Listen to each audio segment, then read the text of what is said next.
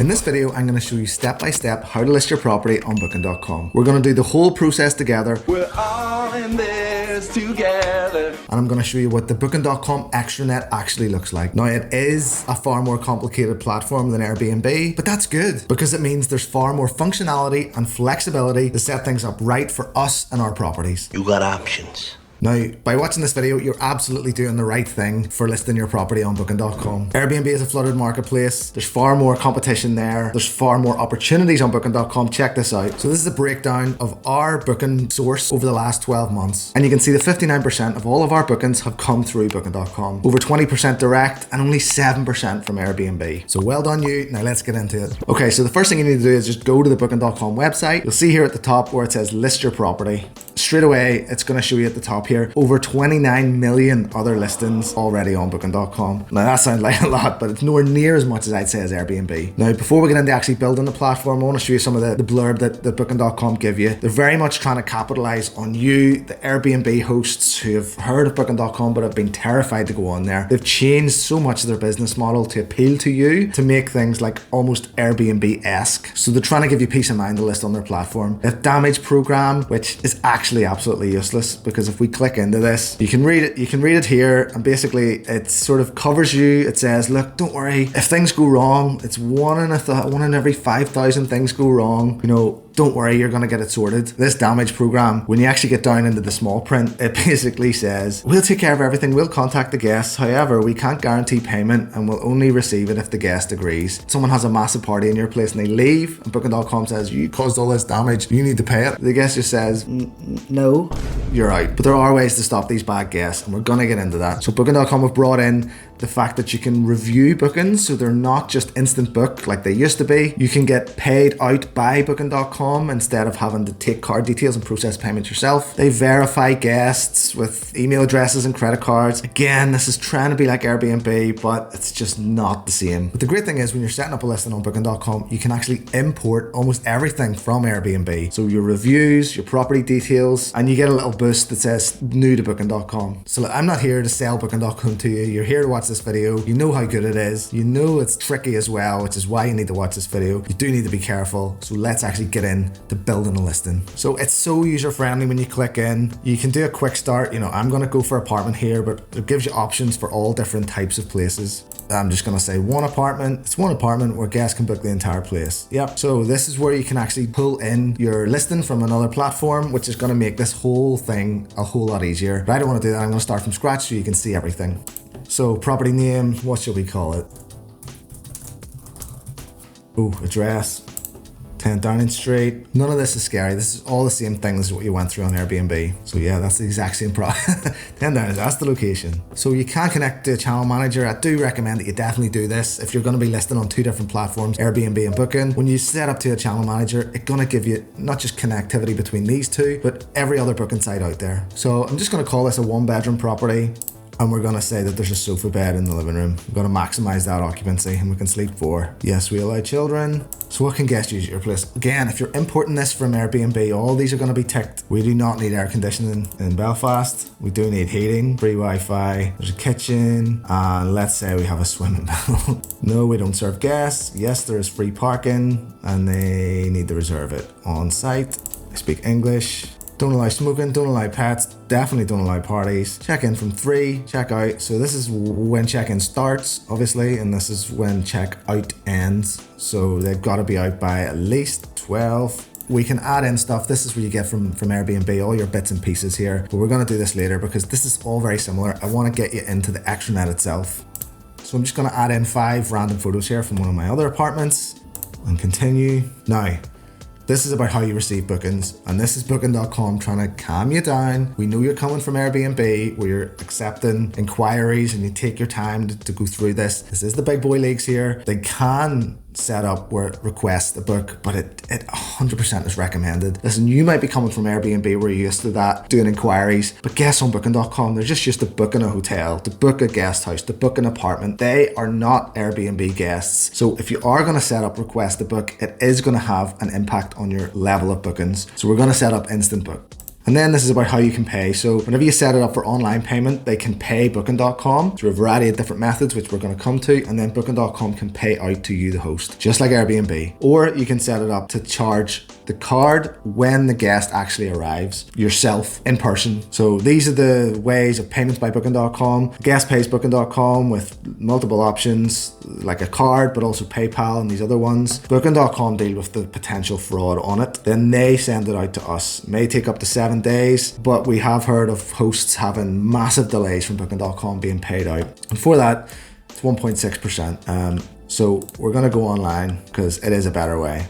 Now we need to set a price. Again, you're going to know this from Airbnb. You're going to know what your prices is. Booking.com is going to charge the 16.6, so it was 15. The standard Booking.com commission is 15%, but because they're doing the payments for us, that adds on another 1.6%. And again, this is Booking.com now. This is the first sign of the discounts, of the offers, of the promotions that they're trying to push. So it's 20% discount. They want to give it to the first 3 bookings to try and get those bookings through the door, or in the first 90 days, whatever comes first. So absolutely no, turn that off. You're going to get a boost anyway on Booking.com. If you're new, they're going to push you up to the top of the search results. They want you to get bookings. Now, rate plans, this is one of the good things that separates Booking.com from Airbnb, is you can have almost unlimited rate plans on the Booking.com Extranet. This one is starting off, it's offering us a standard rate plan, cancellation policy, free cancellation up to 1 day before arrival, which is so flexible, it's unbelievable. And also guests who book and then cancel within 24 hours automatically have their cancellation fee waived. How lovely for those guests. So no, we're going to change that. We're going to make that 14 days cancellation. Yes, of course, allowing guests to cancel up to 1 day before will increase our chances of getting bookings,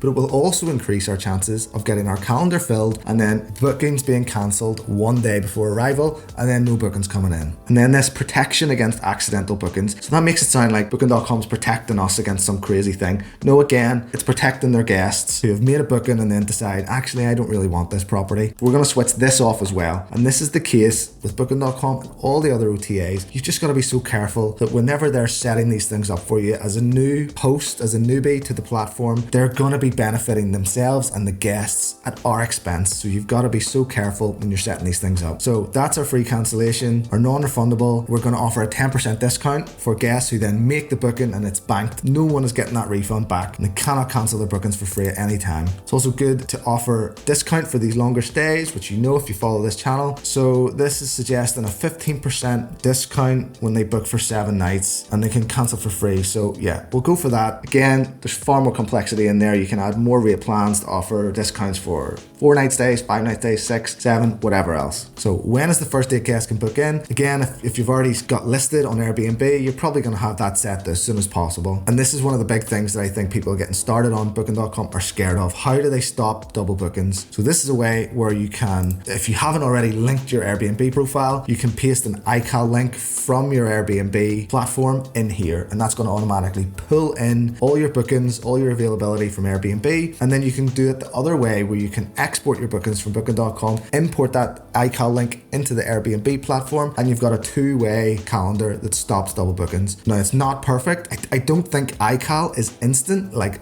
always live. I think it takes like maybe a 15-minute delay for these things to constantly update back and forth. So it's not 100%. The only way to get 100% is to have a channel manager where everything is live and instant.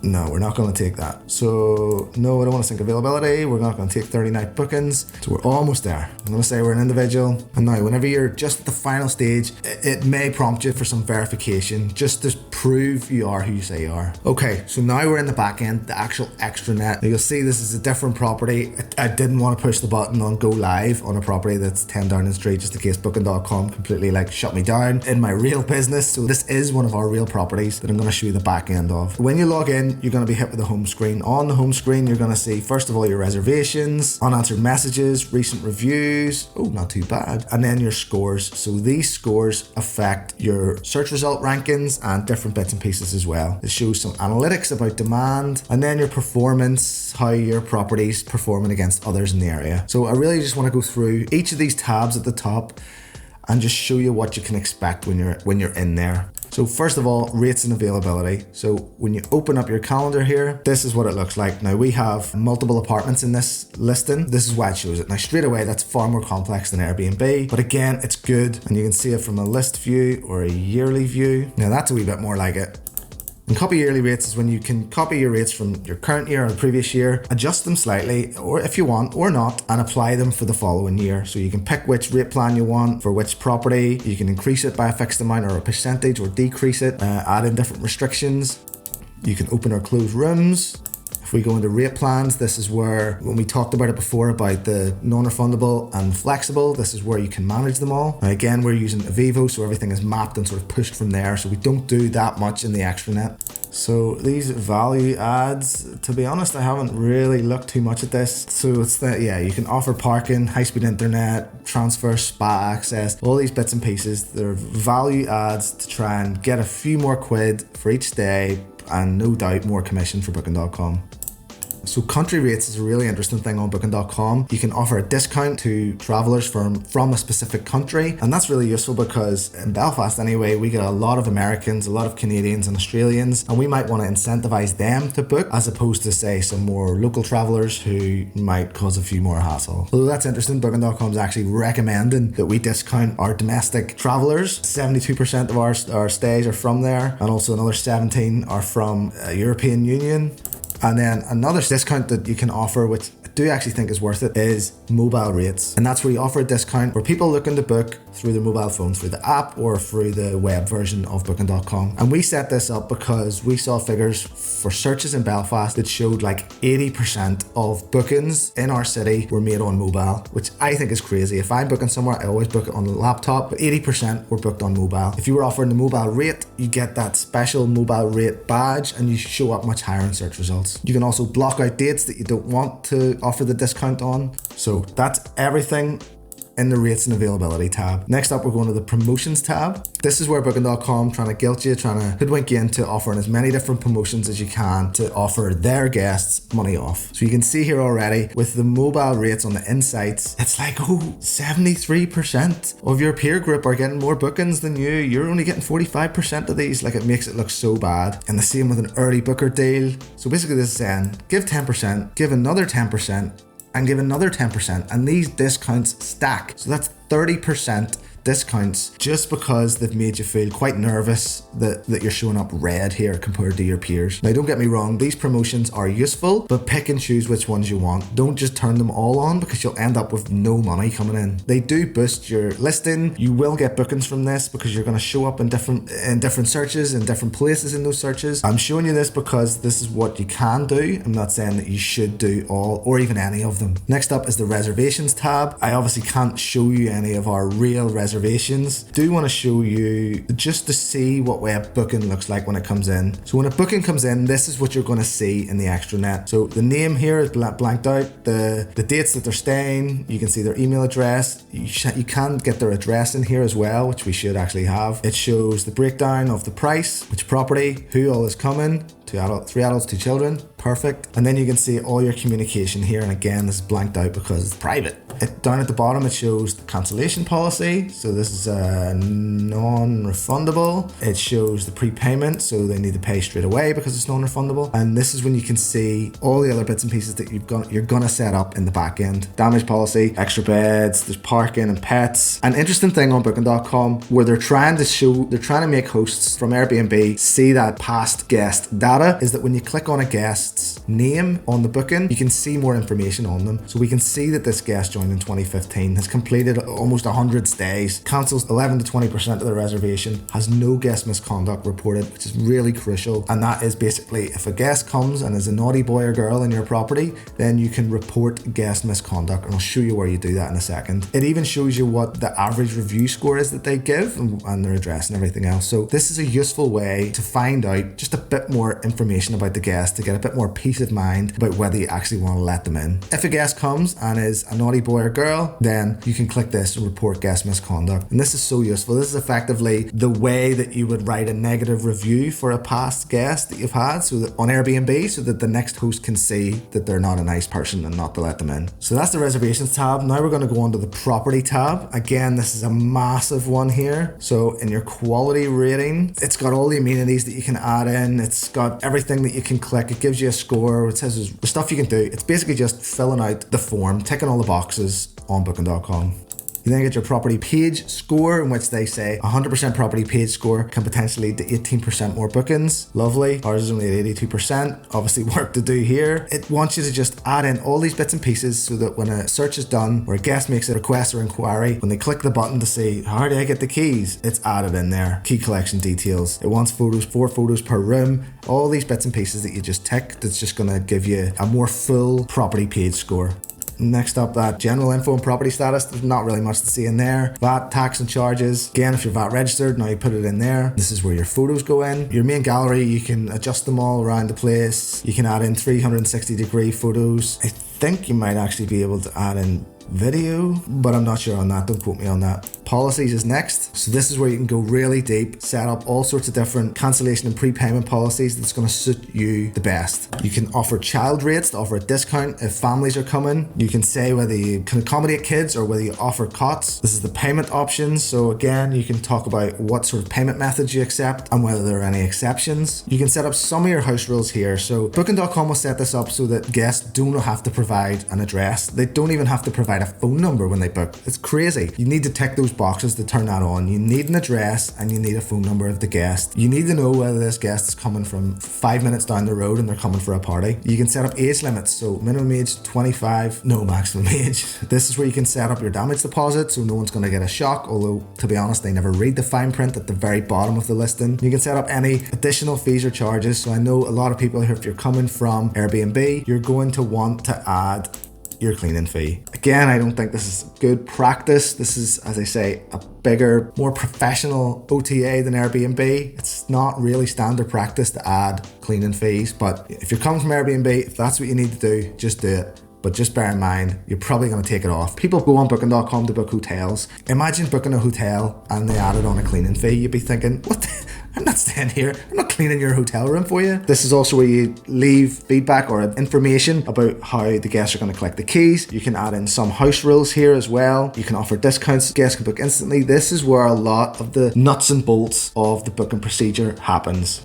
Now, I'm not going to go through all of these facilities and services. It's basically just yes or no to everything. It's not strange. It's basically everything that you'll have had in Airbnb. The property layout is basically where you build the property and tell Booking.com, you know, this is one apartment, this is another apartment, this is how many people can be in it. You assign the photos. If it's just one apartment that you've got, you're not really going to need this. Same with amenities. Your profile section is interesting because you can add a bit more information in there. You can add your profile. If it's you as a host, you can add in your face. If it's a business, you can add in your logo. Now, this is interesting because once the listing is finished, this is what you get. So this is your listing. Once it's created, you don't get to write this. This is written by an algorithm based on all the boxes that you tick. This AI thing generates this, and it's always crap. It's always rubbish. It always sounds like a robot, but you can't change it. You can't go in and manually adjust that. Booking.com just provide it. It is what it is. There's hardly anywhere in your entire listing that you can add in your own words to put in your own information. The only place you can do it is here. Company information and property information. This is here. In the company profile, when you go to about the property and about the company and about the neighborhood, that's where you can add it all in. I'm going to view your descriptions next, and this again is a really key tab or buttony thing on Extranet that you're going to be able to use. So this is the blurb that Booking.com has created. It's awful, but you can't change it. You can request a fix, but only really if it's a typo. But this is important, the fine print. This is what, whenever you set it up, Booking.com are only going to back you in problems with guests if you've got these boxes ticked. Now, there's so many in here. I'm not going to go through them all. A lot of them came from COVID. There are lots of things in there. You may want to tick them all, you may not, but some of them are super important. And then we come into messaging preferences. You can set up your templates here, automatic replies, you can schedule them, and you can set up security settings so that if multiple people have access to your extranet, that you can restrict who can send what. And then the last thing in the property tab is sustainability practices. Now, if you're big into that, this is a tab for you. You can set up whatever you want on here and showcase your sustainability. The boost performance, everything in here is basically a way where you can give free money to your guests or to Booking.com. This is what we were talking about, the promotions and the discounts earlier. This is where it tries to get you to do it in so many different ways. Now, these will work. Want to rank higher on Booking.com? Well, yes, please. We'll then give a genius discount, which ranges from 10 to 30%. So you have to weigh up, I do want this, but is it worth giving away all this commission and extra revenue? You're missing out on 65% more search results. Change that with preferred. We actually actually do use this one, you increase the commission that you pay to Booking.com, but you show up higher in search results. You get a thumbs up icon beside your property name, which I do think is valuable. So we don't actually have it switched on for this property. I do think it works. It's 3% extra commission. I do think it works. So there's so many things here that you can go through. Family bookings, different rate plans. Like honestly, it does want you to get bookings. It wants bookings to come through its platform compared to Expedia or Airbnb, but there is a cost to that, and it's never going to be on their expense. It's going to be on either yours, giving a discount to guests, or paying them extra money to get you those bookings. Now look at how many opportunities there are here. It's insane. And that basically just goes through all of these. There's more detail on all of these. If you click in, commission-free bookings, Genius, preferred partner. So all of these things are there. This is not a video long enough to go into them, but basically just know that there are lots of different promotions there that Booking.com want to give you to get you more bookings on their platform. Your inbox is like you would imagine. I can't go in here for GDPR, guest reviews. So there's quite good insights here as well. So there's decent analytics here as well. This property is only quite new here in our portfolio, but it can give you different review scores based on your categories and then your progress as well. So lots of analytics in here. There really is tons of stuff. That is everything in the reviews tab. In the finance tab, this is where you can set up the different ways to get paid. So either Booking.com to pay you into your bank account, or you can set up these virtual cards where the guest pays Booking.com. Booking.com then give you card details that you can then process yourself on Stripe. There's lots of different ways to do it. Or you can just set it up where Booking.com pass you the guest's card details, and you can then process them yourself. And last up, we have the analytics, which is quite thorough. I haven't actually looked at this myself in a while. There are lots of different things that you can check here. So we have demand for Belfast, pace of bookings, steal statistics, booker insights, book window information, cancellation characteristics. You can set a competitive set. You see your ranking dashboard and your performance dashboard. So let's just delve into a couple of these here. I want to see what the demand for Belfast is like. Okay, so we're seeing 26.9% of searches in Belfast were for 31 to 90. That's the search window.